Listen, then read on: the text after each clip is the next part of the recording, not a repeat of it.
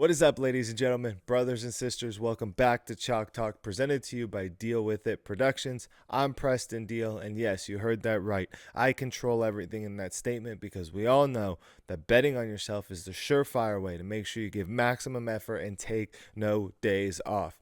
No days off is exactly what is about to happen with the NFL. Legal tampering period has started right now. By the time this video is up, by the time anybody's watching it, the tampering period would have begun. It begins noon Eastern time. Legal tampering is just a fancy name for saying that the NFL teams can start talking with prospective free agents and kind of get these deals done without signing until Wednesday at 4 p.m. Eastern.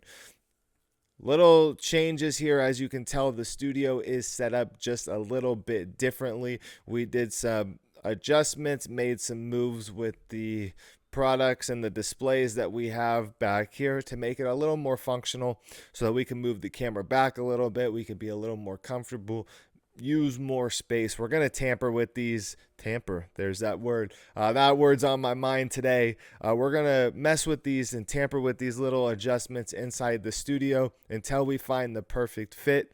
Obviously, when we start to have guests and people in, if they're calling in, it shouldn't be a problem. If they are coming into the studio or coming onto the set and doing that whole thing, we're going to obviously need to expand and make room for those people to fit in. Also, another housekeeping tool or tip to keep your eye out on. I'm going to be working to get these audio links for these podcasts, for these shows, for these installments, whatever you want to call them, onto Spotify and Apple Music, so you don't always have to watch, you don't always have to be on YouTube. You can go ahead and just listen to the information that's being presented, if that's the easiest way for you to do so. If maybe you're in the car, you're driving, you want some kind of information, you want to share a link easy, or if you want to be able to just close your phone so the screen's not on, whatever it may be, we are going to try our best, if not this week, definitely by next week, to get Spotify and Apple Music up and running. I appreciate all the love, all the comments, all the support, everybody reaching out to me. If you guys can continue to like, comment, share, subscribe, it helps us out tremendously.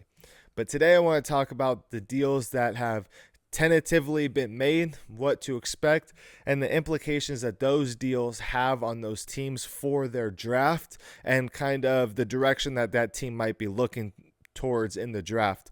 My next mock draft, I will be doing a show and releasing it on Friday.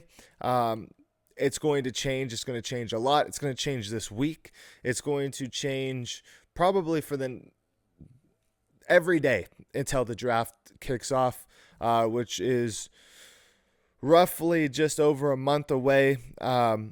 A lot still to figure out in the NFL, and this free agency period is critical. It might be one of the most important free agencies that I've seen in quite a long time, due to so many players wanting top dollar, so many players wanting to be the highest paid player at their position. I'm going to go through a few. Let's see. I write everything down. You guys know this, so I can kind of keep track. I can take notes as I go. I can stay on topic. It's harder to remember things, I think, and you guys can tell me if this is how you are. But if I'm typing something or copy and pasting something, I will never retain the information.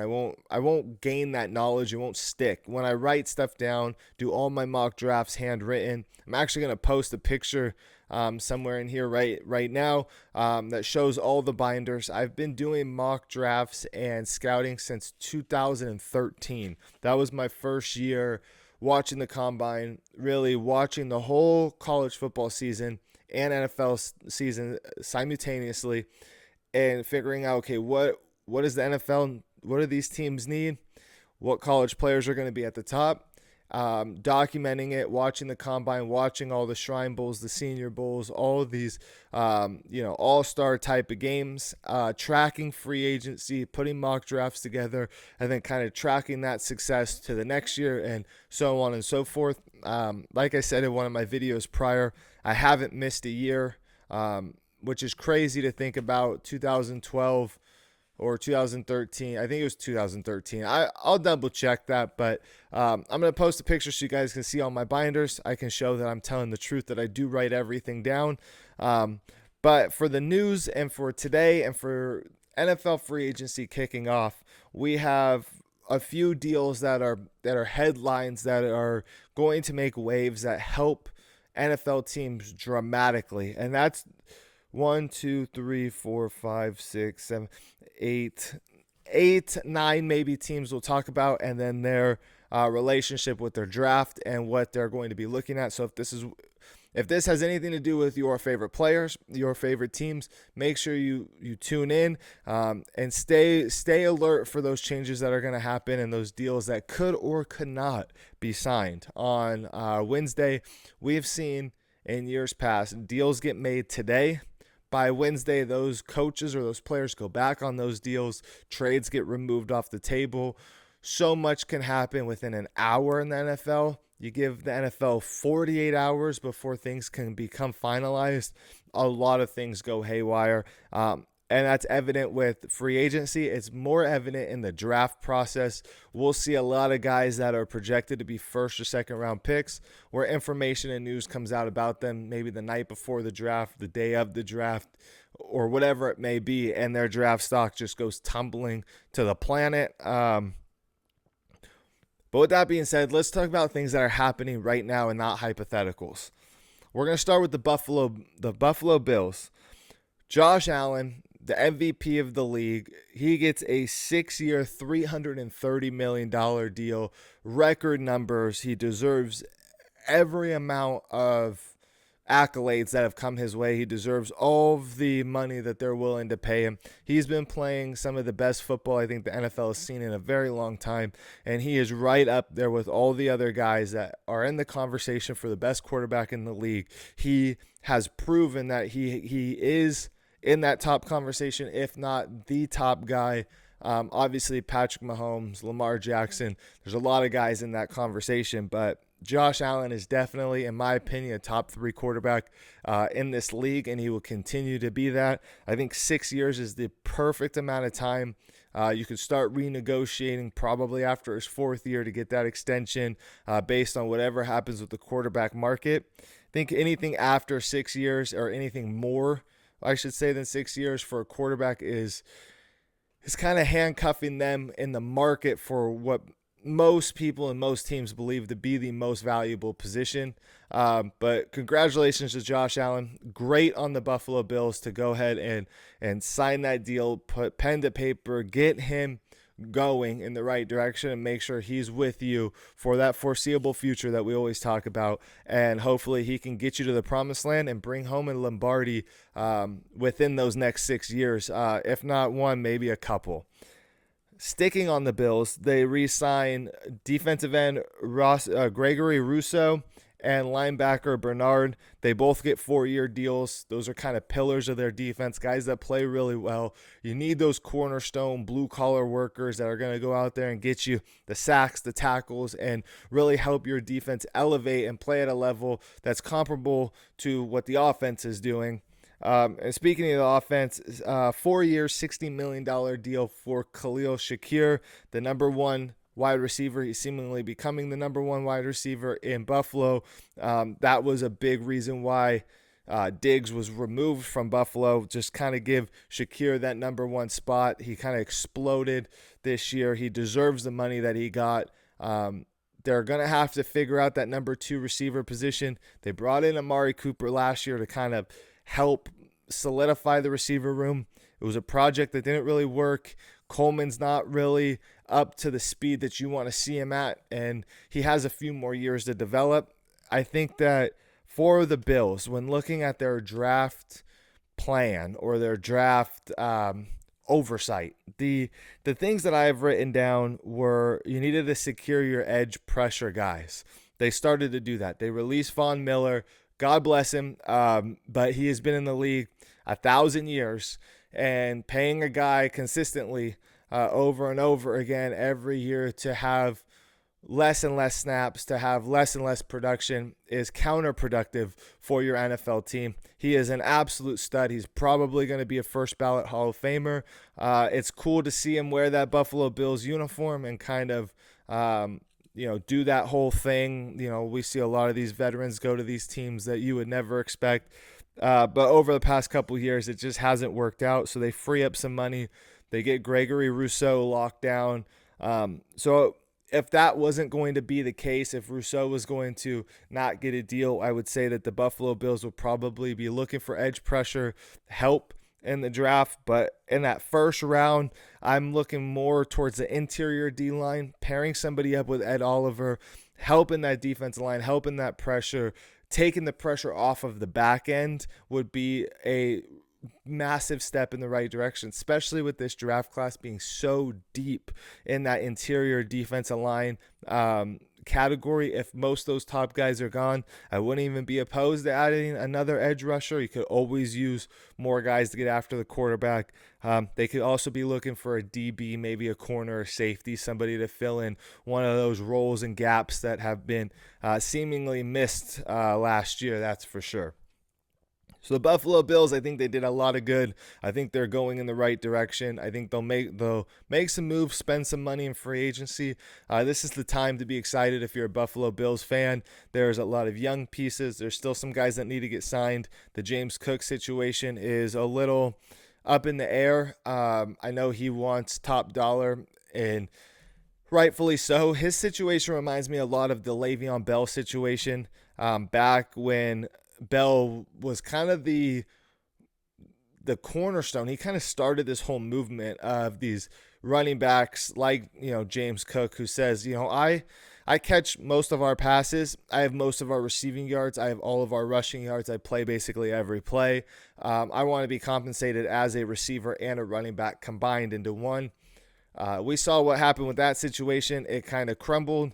Le'Veon Bell, who was probably one of the best running backs, if not the best running back at that time, his career just kind of leaped off of the edge of the cliff, and it didn't really work out the way that he probably had hoped, or that any of the teams that he went on after the Steelers had hoped. So I hope for James Cook's situation they can get something done, and for Buffalo Bills fans, this is the best case scenario moving in the right direction. Moving on to another team with a top quarterback who just re-signed his best friend. Lamar Jackson, the Baltimore Ravens have signed left tackle Ronnie Stanley to a 3-year, $60 million deal. He'll be protecting that blind side of Lamar Jackson for the next 3 years and blocking for the next 3 years for Derrick Henry. That was a major concern that I had, especially looking at the draft, looking at the process of free agency and what the Ravens need to do to kind of solidify moving forward. There are some pieces they need to add to their team. Worrying about the offensive line couldn't and shouldn't be on their list of priorities. Re-signing Stanley is massive. I thought he was going to get a lot of money thrown at him in free agency. The fact that he signed with the Ravens, he took the 3 years, the $60 million, life-changing money, gets to stay on a very good team, and with an organization that's moving in the right direction, who should theoretically, within the next 3 years, make a push at least to see a Lombardi, if not compete for one. You know that the Bills, the Ravens, the Chiefs, they're all going to be in that conversation every single year.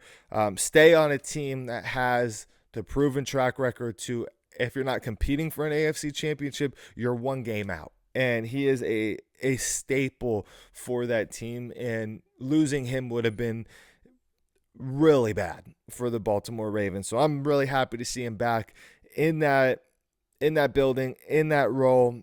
And it's one less thing that Lamar Jackson has to worry about for this offseason and going into next season. For their draft purposes, their number one need ever since Stanley didn't get a deal, and we knew that he was going to go to free agency, was the tackle position, left tackle. We need to find somebody to play left tackle. I know that they're losing some other pieces on the offensive line, but left tackle was the number one thing I was looking for them to target this year in the first round for sure. If not in the first round, at least in the second round. or off-season free agency.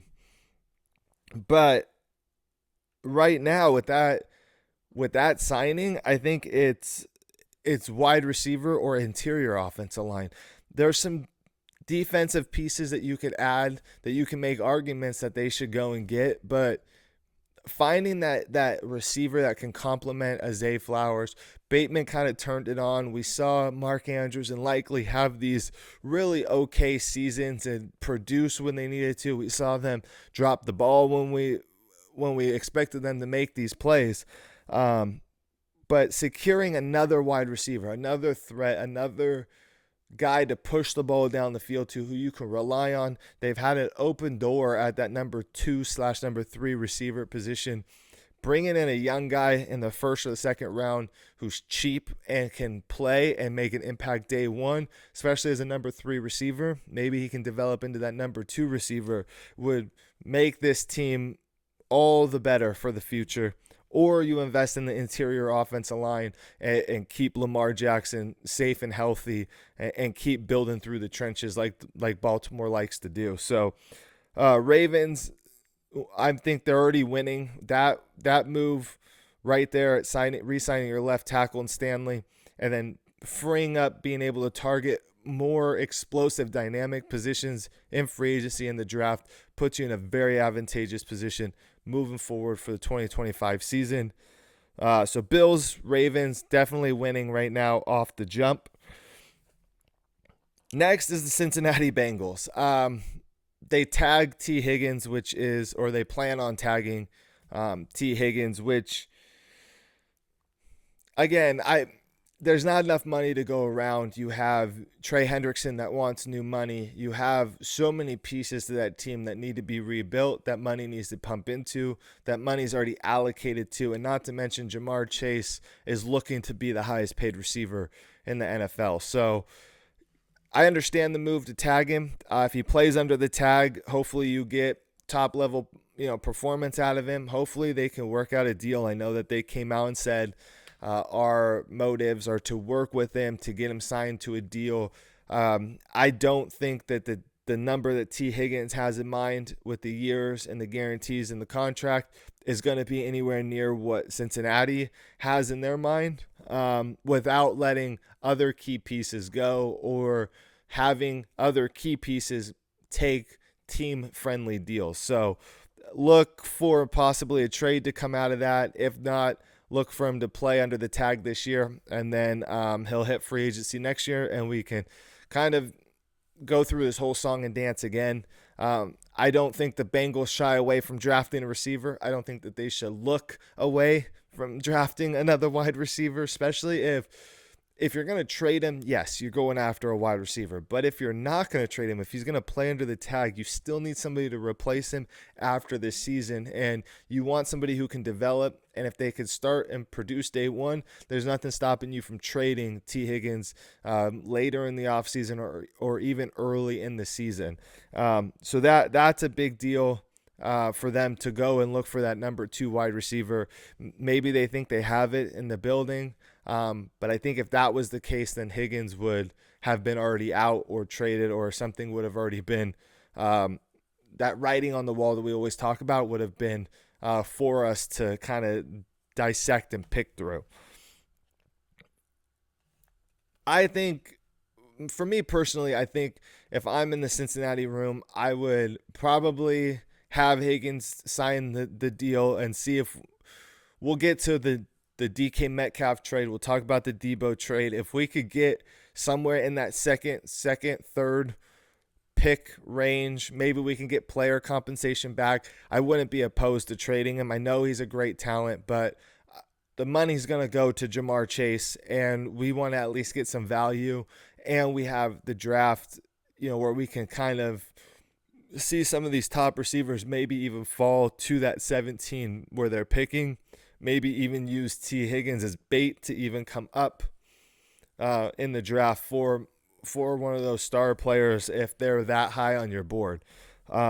So very interesting situation. It's always an interesting situation in Cincinnati every offseason ever since the money has been seemingly getting less and less and less on their boards, and their players wanting more and more and more without really anything to show for it. So I'm curious to see what they do. There's a lot more time between now and Wednesday. There's a lot of time from Wednesday to the trade deadline that's halfway through the NFL season. So if you're a fan of the Cincinnati Bengals, I think that the Jamar Chase situation and the contract is inevitable, and I think it's going to happen.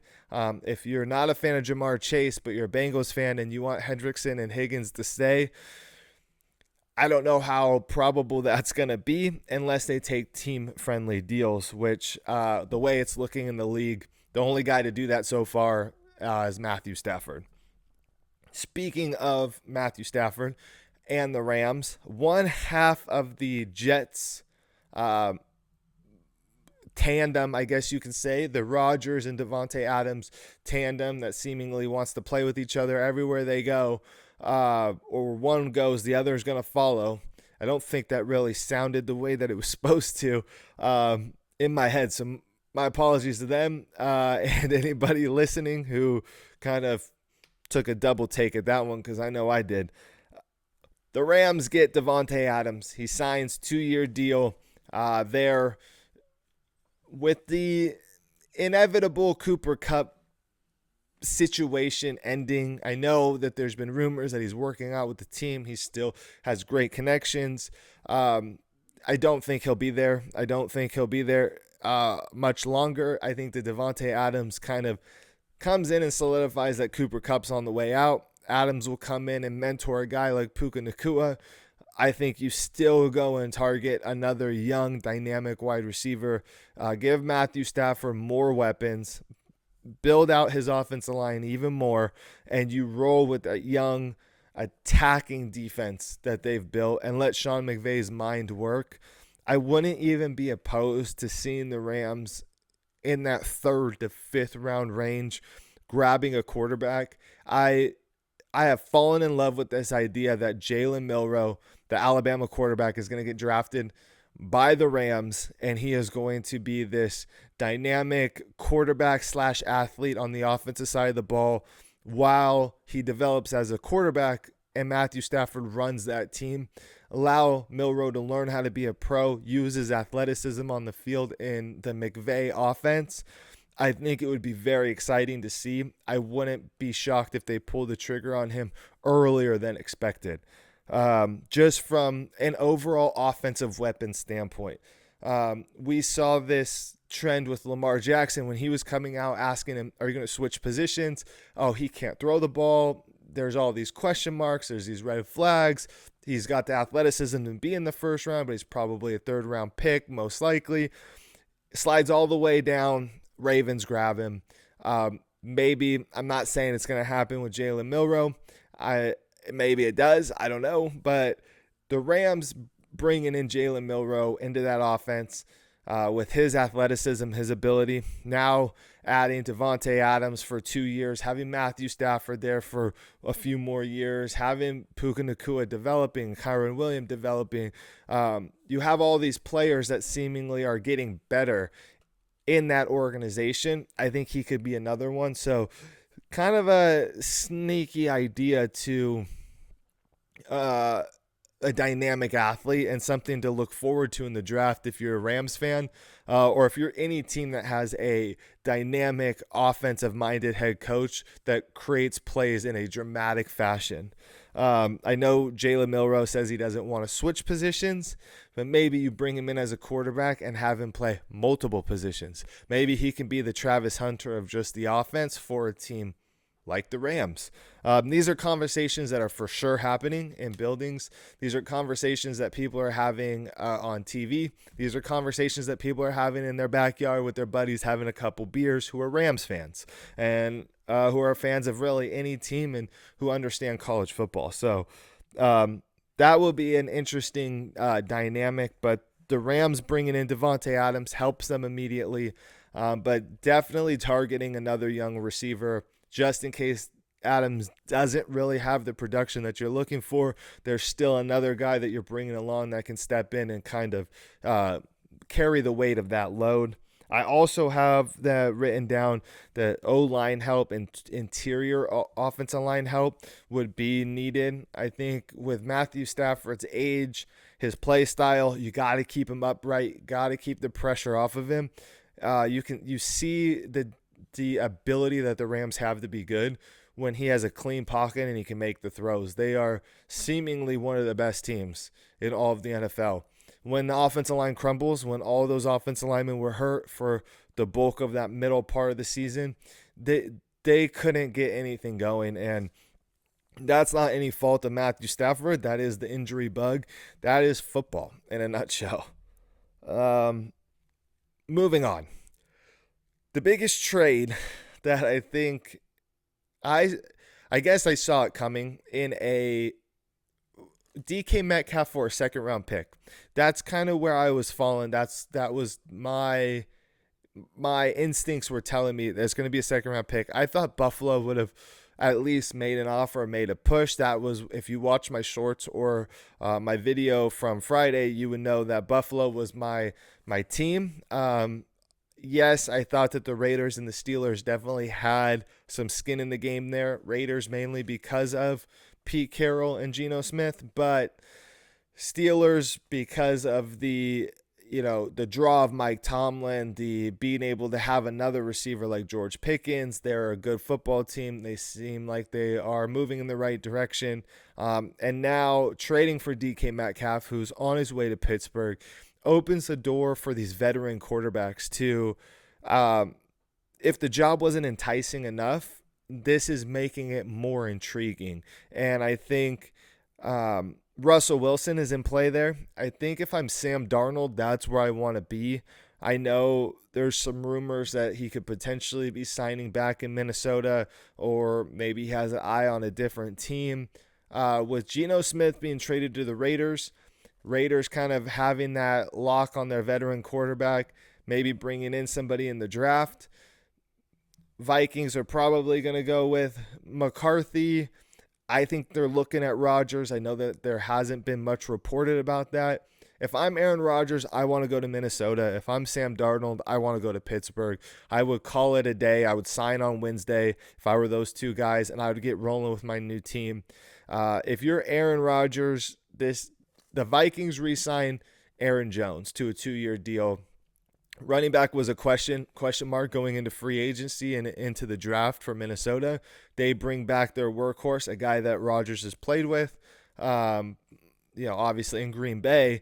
And not only that, you have Justin Jefferson, you have Addison, you have Kevin O'Connell, who is calling plays for a dog to be able to play quarterback and make throws and score touchdowns. I mean, it is a situation that's built to win, and a situation that's built to win now. He gets to play the Packers twice a year. He gets to relive his rivalry twice a year against the Bears. He gets to go head-to-head with the Lions now twice a year, who are way better than when he played in that division at all. He kind of follows the same trend of Brett Favre.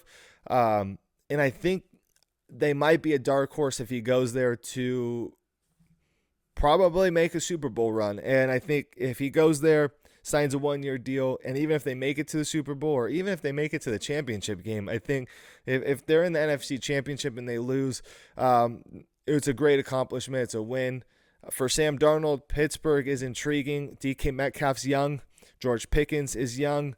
Najee Harris is young if they get him back on the team. The offensive line is young but decent. The defense has their stable players, their benchmark players. They have some holes that they're gonna secure, and you have Mike Tomlin, who doesn't lose. So that's an intriguing situation for Sam Darnold's foreseeable future moving forward. That could be a really good long-term fit. I don't think Minnesota's looking for a long-term fit. They have their long-term fit in their mind in J.J. McCarthy. So those are two aspects of the quarterback game that's being played. Russell Wilson and Justin Fields, obviously the Pittsburgh quarterbacks from last year, need to kind of find their homes and figure out what that balance is going to look like. Here's the thing too. if they don't make a move on a quarterback, we can assume that there might be a move that's coming to get them a quarterback in their draft. Maybe they fell in love with somebody who hasn't been sparked up in the conversation of first round picks. Maybe they believe one of those top three guys will fall to them, or maybe they believe they can have a potential to move up to get into a competitive place where they might be able to select one of those quarterbacks. So their quarterback situation is the most interesting that the league has to offer right now. And I know Rodgers has kind of been linked to the Giants. If you're picking at 3, if you're the Giants and you fall in love with one of these young guys, I say go ahead and grab one of these young guys. If I'm Rodgers, I want Minnesota. If I'm Darnold, I want Pittsburgh. Chiefs, it's our next team to talk about. Is they tag right guard Trey Smith. Obviously, they trade out Joe Thuney. He's in Chicago now. Creed Humphrey is an all-world center. So your center, your right guard are solidified. Left tackle, left guard, right tackle. That needs to be addressed, and that needs to be addressed right now. There needs to be deals that are ready to be in place today, that get signed on Wednesday, that continue all the way through the draft, even drafting guys at that offensive line position. If the Chiefs want to make a push towards this historic run and dynasty that they're continuing to go down, securing that offensive line is crucial and is a critical move to getting them back to the peak of where they need to be. We saw this with the Chiefs. They were dominant. They went and played Tampa Bay in the Super Bowl. Their offensive line got destroyed. They lost the Super Bowl terribly. They bounced back, revamped their offensive line, and go on a historic run over those next couple seasons that we have been able to witness. Similar thing has happened. They've been on this historic run. They go to the Super Bowl. Their offensive line gets hammered. They lose really badly to the Eagles. It's time to regroup, re-strategize, rework your offensive line, move forward down that dynasty path yet again. Andy Reid and them boys, they're going to get it together, and they're going to get that offensive line worked out. But I wrote down left tackle, left guard, right tackle. That's what they need to focus on. That's the highlighted part. That is the overall message. That is the strategy in the war room for free agency, for this whole offseason, and for the draft. And last but not least, I want to talk about the Seahawks situation. They trade Geno Smith to the Raiders. He reunites with Pete Carroll. Obviously, there's a lot of videos surfacing of Tom Brady in 2022 talking about how much he respected Geno Smith and how much he admired his comeback and how well he plays the game. They released Tyler Lockett, and they trade out DK Metcalf. So 3 major pieces to that offense are out the door. George Fant is a free agent. He played, I would say, meaningful snaps. He was relatively pretty rock solid for their offensive line. The quarterback situation is one that is interesting because I have seen Sam Darnold linked to Seattle. It's just a hard if Pittsburgh and Seattle offer you the same deal, same money, if they're identical, I think Pittsburgh's the better option. If Minnesota offers you the same deal as Seattle, Minnesota's the better option. I don't know what the direction of the quarterback situation is going to be. Obviously, in New Orleans, they convert the salary and do all this stuff for Derek Carr, so he's locked down there. There's not too many openings right now that make a lot of sense. But if the Seahawks don't have a veteran quarterback in mind, I'm very interested to see which rookie NFL draft quarterback they're going to target, because it's going to say a lot about that team, and the noise from those fans is going to be crazy, because there's a bad situation when you have Jackson Smith and Jigba, yes, and you have Kenneth Walker, and Zach Charbonnet proved to be a good running back, but there's just not too much other stability. There's not too many pieces on that team that is saying we're ready to win tomorrow if you come and play quarterback here. Where like if you look at Pittsburgh, all they need seemingly is a quarterback and they're ready to win. It's an interesting situation. I think the deals that have been made this far have been very interesting. I think we're going to see a lot of shocking moves. I saw Daniel Jeremiah talking on Pat McAfee, and he last week said, we just need one of these quarterbacks that's not one of these top A-lister quarterbacks to be traded, make some noise, shake up the whole domino effect. And we got it. Geno Smith is not your Aaron Rodgers headlining news, not even your Sam Darnold headlining news. But Matthew Stafford staying put, Derek Carr reworking his contract, staying put. Now you have all these young guys from last year's draft and the years before playing exceptional. It's going to become really, really tough to find a solid starting job. I don't know if New York Giants is even that good starting of a job. You could go and do a prove-it year in Cleveland, but we all know what happens there. It's going to be tough. It's going to be tough to make a lot of these decisions if you're fans of these teams that have traded everybody out and have moved on from key pieces on your offense or your defense, and a rebuild is imminent. It's going to be a struggle seemingly for the next couple years or so. And in a win first league, you have to win or your job is on the line. Your ass is grass, as they say. Making big type of moves, splash moves where you remove all your talent seems very risky. But I'm excited to see what they do. Maybe they can prove us all wrong. But with that being said, those are my takes on the news. Those are my takes on maybe what some of these teams need to do in their draft process. I've had some feedback. I will say I've talked to a good amount of people. Not too, as you guys probably know by watching these videos, not too many people comment, but I've had people reach out that I've seen the videos, people here that are part of the family cast and crew. Round one, we're going to do just round one on Friday. My mock draft, my post-combine kind of post-combine early reactions to free agency, these type of moves that have been made and what I could see these teams potentially doing. I will go over that on Friday, and we will talk about whatever chaos ensues between now to Wednesday to Friday. Please like, comment, share, subscribe, do the whole song and dance. It helps us out tremendously. And remember, March 24th, the video that's being posted on March 24th, we will be filming our show, Chalk Talk on the Road, March 23rd from the Anaheim Ducks game when they take on the Carolina Hurricanes. A couple people will be involved in that process. I'm excited to make something fun, unique, different. I'm excited that we were able to solidify that yesterday and kind of get that news out there. If you're going to happen to be at that game or anywhere near that stadium on March 23rd for the Anaheim Ducks game, comment, like, DM us, reach out to us. I would love to get anybody and everybody on the show, kind of get your guys' takes, your predictions.